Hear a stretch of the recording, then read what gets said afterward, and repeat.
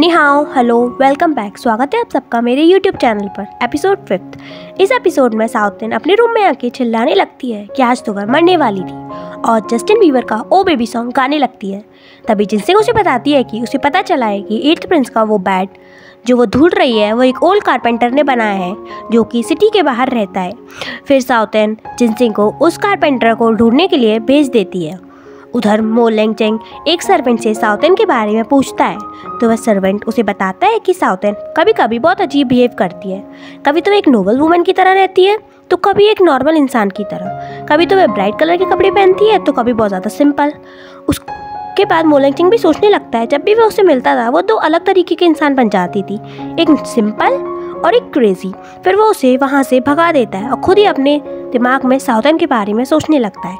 हमें फिर यहाँ पर इम्पीरियल पैलेस का सीन दिखाया जाता है जहाँ पर एल्डेस्ट प्रिंस मो हुआ कुछ ढूंढ रहा था, पर तभी वहाँ पर कोई आ जाता है जिसे देखकर वो छुप जाता है। वो वहाँ उस ऑर्ब को लेकर ही कुछ ढूंढ रहा होता है, पर तभी उसे एक नोट मिलता है जो कि रॉयल ग्रैंडफादर ने लिखा था। वह उसे पढ़कर वहीं रखकर चला जाता है। फिर 8th प्रिंस के मेंशन में 8th प्रिंस मतलब मो लेंगचेंग और 14th प्रिंस साउथन या तानार कुछ भी कह लो उसके बारे में बात कर रहे थे।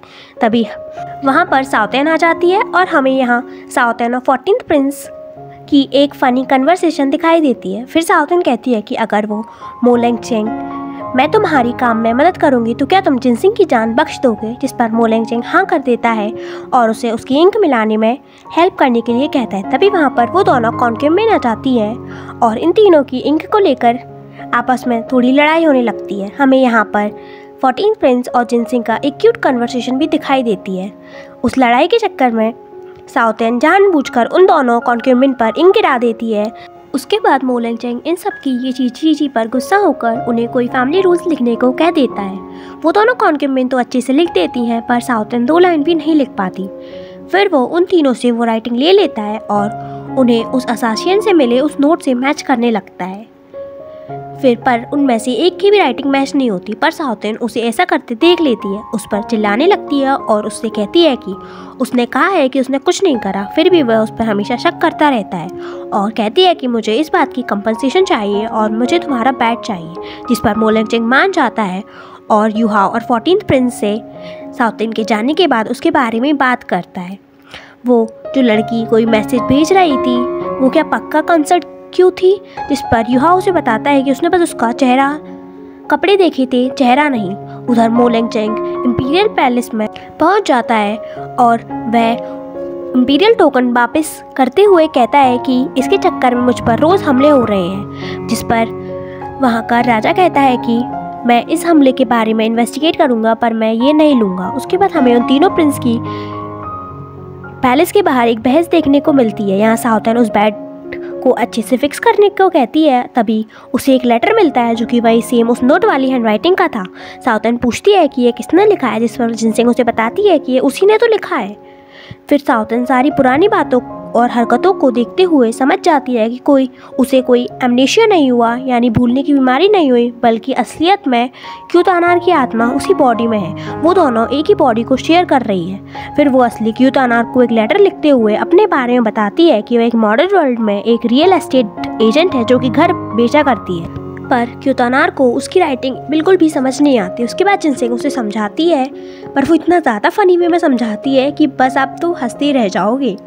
फिर तानार साउथन को लेटर लिखती है कि वह उसे उस बैट के बारे में अभी पता तो नहीं है, पर वो उसकी ढूंढने में ज़रूर मदद करेगी और बताती है कि वो इस राज को राजी रहे और किसी को ना बताए, वरना लोग उसे एक दानव या डायन समझकर जला देंगे। तानार ये लेटर जिनसिंग को साउथन को देने को कहती है और साउथन को फालतू हरकतें करने से रोकने के लिए भी कहती है।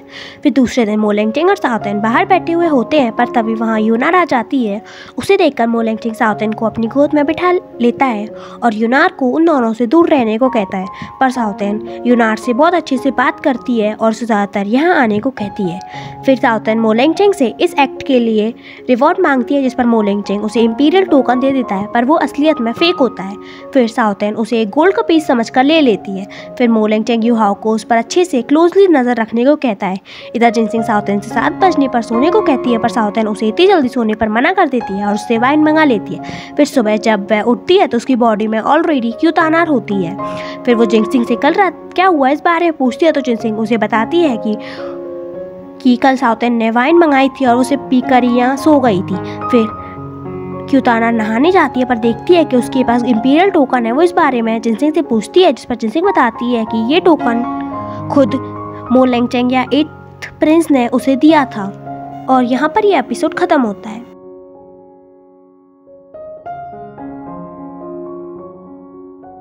एपिसोड 6।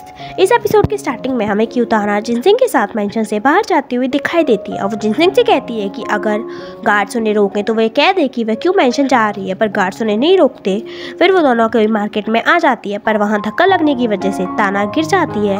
पर जब उठती है तो वहाँ तानार नहीं साउथेन होती है और जिनसिंग से पूछती है कि वो वहाँ कैसे पहुँची और मो लेंगचेंग ने उसे कैसे बाहर आने दिया। और उसे ये भी देखती है कि उसके पास इंपीरियल टोकन है और वह बाहर आकर खुश हो जाती है। और वहाँ उसे एक शॉप दिखती है। वो सोचती है कि क्यों ना वो इसे बेच दे और वह इस बारे में जिनसिंग से कहती है, पर जिनसिंग से बताती है कि उसकी लेडी मतलब तानार उसे एल्डेस्ट प्रिंस मू हुआओ को देने जा रही थी। पर साउथेन कहती है कि अगर उसने ऐसा किया तो मो लेंगचेंग उसे मार डालेगा और कहती है कि हम उसी के घर में रहते हैं तो हमें ऐसा नहीं करना चाहिए।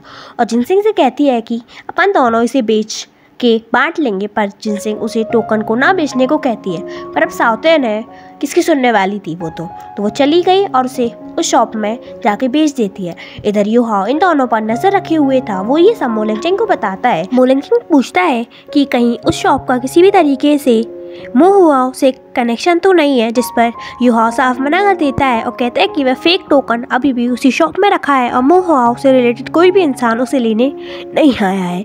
इधर साउथेन उस टोकन को बहुत सारी ज्वेलरी खरीदने के लिए बेच देती है और वो ज्वेलरी खरीद के घर आके उसे पीछे आंगन में छुपाने लगती है। तभी मो लेंगचेंग आके उसे टोकन के लिए कन्फ्रंट करता है और बोलता है कि उसे नहीं पता कि वह टोकन कितना इम्पोर्टेंट है और वो उसे बेचने चली गई। और उसे बताता है कि वह टोकन से पूरी की पूरी आर्मी चलती है।